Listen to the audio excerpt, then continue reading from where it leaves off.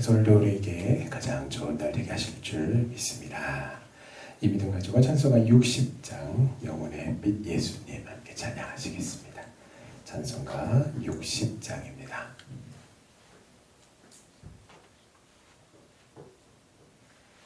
영혼의 빛 예수님 가까이 비춰주시고 이 세상 구름이 일어나 가리지 않게 하소서. 이 눈에 단잠 오기 전 고요히 주를 그리며 구주의 품에 안기니 한없이 평안합니다.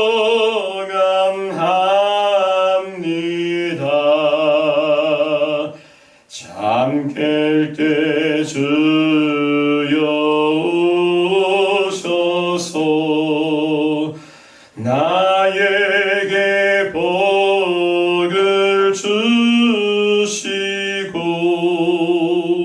주님의 사랑 안에서 언제나 살게 하소서.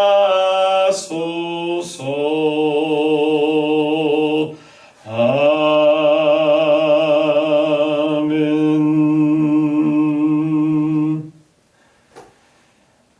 하나님 말씀 출애굽기 11장 1절부터 3절까지 말씀입니다. 출애굽기 11장 1절부터 3절까지 말씀입니다.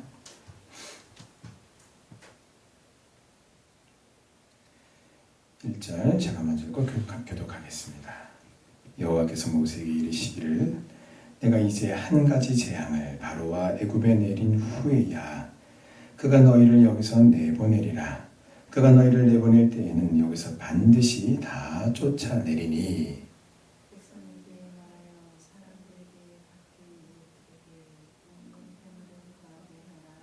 함께요. 여호와께서 그 백성으로 애굽 사람의 은혜를 받게 하셨고 또 그 사람 모세는 애굽 땅에 있는 바로의 신하와 백성의 눈에 아주 위대하게 보였더라. 아멘. 자, 이제 11장과 12장 36절까지는 애굽의 10대 재앙 중에 마지막 10번째 재앙인 장자 재앙의 집행과 또 이 재앙을 통해서 앞으로 이스라엘의 그 출애굽이 최종적으로 실현이 되는 과정 그리고 그 결과에 대해서 말씀하고 있습니다. 자, 그런데 이것은 단순히 이제 이스라엘 백성들이 10번째 재앙 후에 자유를 얻게 되어서 행복하게 살았답니다 라고 하는 어떤 우리가 아는 동화식의 어떤 결말이 아닙니다. 최종적인 구원의 완성과 그리고 그 과정 그리고 그 과정에 따른 결과와 관련해서 하나님께서 이스라엘 백성들에게 주신 것이 있으니 그것은 바로 대대로 지켜야 할 절기가 되었는데 그것이 바로 유월절과 무교절입니다. 자, 오늘 1절에서 보시면 하나님께서 이 마지막 10번째 재앙을 가리켜 뭐라고 표현하시냐면 한 가지 재앙이라고 하는 그렇게 표현으로 말씀하십니다. 이와 같은 표현은 앞선 첫 번째부터 9번째까지의 재앙들에서는 언급한 적이 없는 표현입니다. 여기서 말하는 재앙, 한 가지 재앙에서의 재앙의 의미는 하나님의 심판 혹은 역병이라고 하는 의미로 그것을 말씀하고 있습니다. 자, 그리고 한 가지라고 하는 표현에서 다른 9가지의 재앙들과 구별하셔서 표현하고 있다라는 것입니다. 왜 그런가? 자, 이 10번째 재앙은 지금까지 있었던 다른 재앙들과는 전혀 다른 재앙이 될 것을 말씀하고 있습니다. 뭐가 전혀 다르다라는 것인가? 지금까지와는 달리 사람의 생명을 빼앗는 특별한 재앙이 될 것을 나타내기 위해서 그렇게 한 가지라고 하는 표현을 사용하셨고, 또 지금까지 사용하지 않으셨던 표현을 사용하셨던 것입니다. 하나님은 사랑의 하나님이시며 동시에 더불어 공의의 하나님이세요. 자, 그런데 사람들은 이 사랑의 하나님과 공의의 하나님이 함께 균형을 맞춰서 이 두 성품을 온전하게 지니신 분이 하나님이시다라고 하는 것에 대해서 잘 이해하지를 못합니다. 그리고 사랑의 하나님에 대해서만 이 시대에는 굉장히 그것을 강요하고요. 강요받고 있어요. 교회가 강요받고 있고 성도들이 강요받아요. 세상으로부터.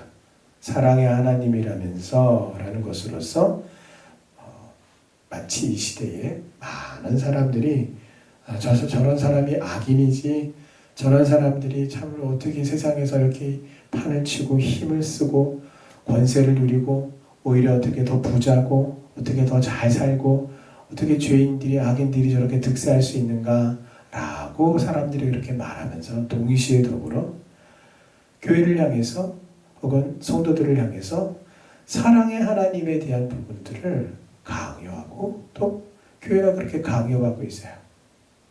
왜 공의의 하나님이 아니시냐라는 것입니다. 왜 악을 저렇게 하나님께서 살아계시면 놔두시냐라는 것으로서 하나님은 계시지 않고 살아계시지 않다라고 하는 그 자신들의 헛된 믿음에 대해서 그것을 계속해서 드러내고 있다는 것입니다. 회개하지 않는 바로는요, 결국은 끝내 자기의 장자를 포함한 애굽의 모든 장자와 짐승들, 생축에 처음 난 것을 죽이는 역사상 그 유래를 찾아보기 어려운 처참한 재앙을 맞이하게 됩니다. 자, 우리도 하나님께서 우리를 향해서 하나님의 말씀을 통해서나 혹은 환경을 통해서 우리의 그릇됨에 대해서 그것을 고치시려 할 때에 우리는 고집을 내려놓고 그 즉시 즉각적으로 순종하여서 이와 같은 회복이 불가능한 비참한 재앙을 우리는 당하지 말고 면해야 합니다. 자, 바로는 9가지 재앙을 당하고도 오히려 모세를 협박하고 으름장을 놓았습니다. 죽게 될 것이다. 네가 다시 내 얼굴을 보게 되는 날은 그날이 네 제삿날인 줄 알아라. 이렇게까지 협박을 했어요. 자, 그러나 이러한 상황 속에서 하나님은 바로가 지금은 고집을 부리고 있지만 결국은 이스라엘 백성들을 내보내게 될 것을 강조하셨어요. 그래서 야, 반드시 다 쫓아낼 것이다. 가게 허락할 것이다도 아니고 너희를 다 쫓아낼 것이다 라고 지금 말씀하고 있습니다. 사랑하는 성도 여러분, 우리도 믿음으로 주님을 우리가 의지할 때에 때때로 우리가 상황이나 환경이나 사람 때문에 낙심이 되고 하나님의 말씀을 믿는 믿음이 흔들릴 때도 있습니다. 흔들릴 수도 있어요. 자, 그러므로 오늘 우리에게 무엇이 필요하냐면요, 지속적인 하나님의 그 약속의 말씀에 대한 확인받음이 지속적으로 우리에게 필요하다라는 겁니다. 그러니까 마치 그냥 무슨 우리가 타임캡슐이라 그래서 땅에 이렇게 기념이 될 만한 것들을 우리가 묻어놓고 짧게는 10년 혹은 더 짧게는 1년도 그렇고요. 그것이 1년이 됐든 10년이 됐든 100년이 됐든 많은 사람들이 그 기념이 될 만한 것들을 그 기념이 될 만한 특정한 때에 그것을 다시 꺼내어서 그것을 함께 다시 확인함으로써 그 의미를 되새기고 그 의미를 찾는 일들을 합니다. 그것은 그 안에 묻어두는 것이 상하지 않는 것이라면, 상하는 것이 아니라면, 그래서 반영구적이라면 뭐 예를 들어서 100년 후에 꺼내어도 확인할 수가 있어요. 그렇기 때문에 중간에 묻어놨다가 또 캐냈다가 다시 확인하고 묻었다가 다시 또 캐내고 확인하고 그럴 필요가 없다라는 겁니다. 1년이면 1년, 10년이면 10년, 100년이면 100년, 딱 정해진 그때 가서 다시 꺼내기만 하면 돼요. 근데 문제는 뭐냐면 우리의 마음은 그렇지 않다라는 거예요. 사람과 사람 사이에서도 이거 맞습니까? 라고 했을 때 예, 맞습니다 라고 하는 그 말을 들어도 여러분 사람 사이에 그 신뢰를 가지는 것이 참 어려운 세상이 되었어요. 왜요? 아담의 범죄함으로 인해서 사람이 죄인이 되었기 때문에 사람과 사람 사이의 그 말의 신뢰가 하나님이 우리를 창조하실 때 처음 죄가 이 세상에 들어오기 전과 같지가 않아요. 그래서 어떻게 합니까? 사람과 사람 사이의 그 약속에 대해서도 우리가 확증을 받기 위해서 계약서라고 하는 것을 작성을 합니다. 그 계약서를 작성해 놓고도 후에 또 그 계약서를 두고도 분쟁이 생겨서 서로 간에 이것이 맞다 저것이 맞다 다투고 법정 다툼을 하게 되는 일까지도 비일비재한 이 세상이에요. 그렇기 때문에 여러분 오늘 우리의 마음이라고 하는 것이 한 번 약속을 받아서 하나님이 하신 말씀을 우리가 믿는 믿음으로 약속의 말씀을 우리가 믿었다면 받았다면 그 말씀을 믿는 믿음이 흔들리지 말아야 하는데 우리의 이 마음이라고 하는 것이 얼마나 간사한지 오늘 우리의 마음 가운데에 하나님의 약속의 말씀이 지속적으로 그 확증이 하나님의 그 약속이 계속해서 확증되는 확인해 주시는 그 은혜가 여러분 부어지지 않으면 우리는 참 불안해서 견딜 수가 없고 불안해서 살 수가 없어요. 하나님이 이 길이다 나를 따라라 라고 하나님께서 말씀하심에도 불구하고 예 아멘 이렇게 우리가 반응했음에도 불구하고 우리는 계속 물어요. 하나님 이 길이 맞을까요? 이 길이 맞습니까? 정령 하나님 정말 하나님께서 이 길이 맞다고 따라오라고 하셨는데 계속해서 가는 게 맞아요? 맞아요? 하나님 맞아요? 우리는 뭔가 계속해서 확인받기를 원해요. 근데 은혜가 무엇이냐면 하나님이 그런 우리의 연약함에도 불구하고 우리가 물을 때마다 혹은 우리의 마음이 흔들릴까봐 하나님이 계속해서 우리에게 하나님의 그 약속의 말씀에 확실하게 이루어짐에 대한 부분들을 계속해서 우리에게 그 말씀을 통해서 혹은 믿음이 연약한 자들을 위해서는요 하나님의 말씀과 함께 더불어서 그 이외의 다른 것들을 통해서라도 계속해서 하나님의 그 약속의 말씀이 우리 마음에서 흔들리지 않도록 확증해 주시고 또 확증해 주신다는 거예요. 이것이 오늘 이 부족하고 연약한 나를 향하신 하나님의 놀라운 은혜요 놀라운 사랑의 증거입니다. 자, 그러므로 오늘 우리는요 하나님의 말씀을 우리 마음판에 지속적으로 계속해서 새기는 일이 오늘 우리에게 필요한 것입니다. 하나님의 말씀을 향해서 우리의 마음을 다해 또 우리의 귀를 기울여 경청하시기를 주님의 이름으로 축원합니다. 자, 그럴 때에 우리가 마음을 열고 귀를 여는 것은 우리 해야 할 일이에요. 그럴 때에 하나님께서 우리 마음에 은혜를 더하셔서 더 큰 믿음과 더 큰 확신을 가지고 하나님께서 기뻐하시는 대로 하나님의 선하시고 기뻐하시고 온전하신 뜻대로 우리의 발걸음을 인도해 주실 줄 믿습니다. 다만 어떤 일들은 속히 이루어지고 또 어떤 일들은 더디 이루어질 뿐입니다. 그 일을 방해하는 어떠한 세력도 오늘 이 바로와 같이 여러분 우리가 이 말씀에 대해서 처음 이렇게 이 바로의 재앙에 대해서 우리가 처음 말씀을 나눌 때 제가 이 부분에 대해서 한번 언급한 적이 있어요. 그건 뭐냐면 바로라고 하는 그 존재가 상징하는 그 권세와 권력과 힘이 어마어마하다라는 거예요. 그래서 오늘 이제 오늘 저와 여러분들은 더 이상 바로가 사는 세상에 사는 게 아니잖아요. 2024년 대한민국 이 지구라고 하는 이 행성 속에서도 대한민국이라고 하는 그 안에서 우리가 살고 있어요. 근데 오늘 내가 느끼는 바로와 같은 여러분 우리의 존재나 바로와 같은 그런 문제들이 오늘 우리에게 있다라는 겁니다. 무엇이요? 그 앞에 설 때에 우리가 무력감을 느끼고 우리가 뭔가 하나님의 내게 주신 그 소망을 따라 말씀을 조차 우리가 행하고자 하나 말씀을 선포하고 그렇게 하나님의 말씀을 조차 기적을 행하고 그렇게 하나님께 기도함에도 불구하고 오늘 그 바로가 강팍하여 하나님의 말씀에 듣지 아니하고 하나님의 백성을 보내지 아니하는 그 현실 앞에서의 좌절감과 낭망을 느끼게 만드는 모든 종류의 문제를 가리키는 거예요.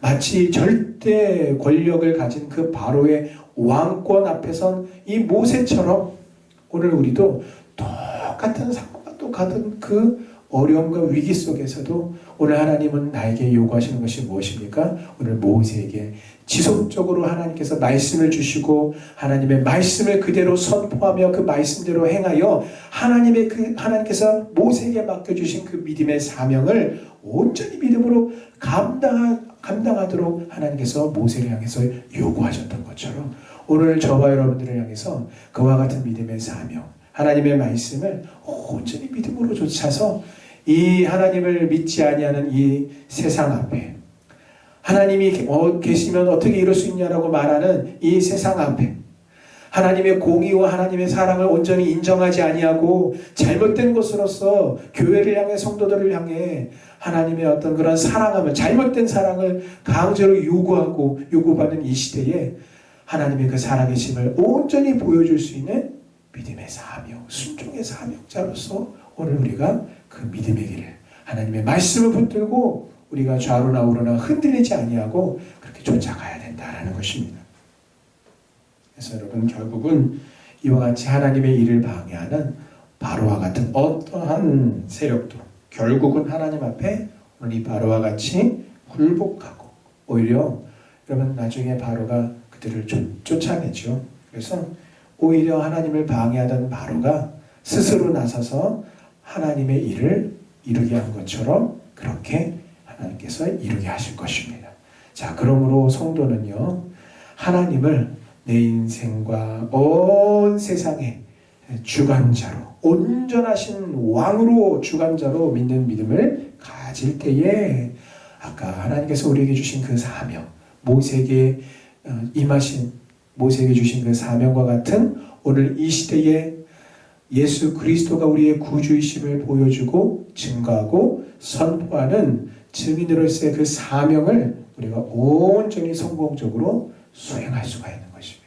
그래서 이 애굽이라고 하는 죄악된 세상에서 믿음의 백성을 하나님의 말씀을 조차 구원해내어 출애굽시켜 믿음의 땅, 그 하나님의 약속의 땅, 축복의 땅 가나안으로 인도하는 이 모세와 같이 오늘 이 시대에 죄악 가운데 방황하고 헤매고 있는 그 구원받아야 될 영혼들을 우리가 예수 그리스도의 십자가의 보혈의 권세와 능력으로 건져내심을 조차 우리가 그들을 약속의 땅, 하나님의 그 천국으로 인도하며 함께 동행하는 그 일에 여러분 이 사명에 성공적으로 그 믿음으로 우리가 수행하는 우리 성도님들 되시기를 주님의 이름으로 축원합니다.